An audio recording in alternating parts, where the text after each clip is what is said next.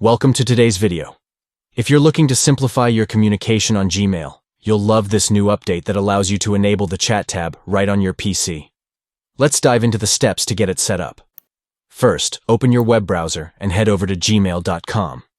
Once you're there, make sure you're logged into your account. Now, take a look at the top bar of your Gmail interface.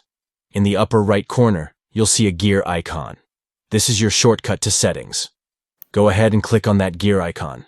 A drop-down menu will appear. From here, select See All Settings to take you to the full settings menu. Now that you're in the settings, you'll want to navigate to the Labels section. Click on that tab, and you'll see a list of various settings related to labels in your Gmail. Scroll down until you find the option labeled Chats. Once you spot it, click on the drop-down next to it. You'll see different choices, and to enable the chat tab, select Show. And just like that, you've successfully enabled the chat tab in your Gmail.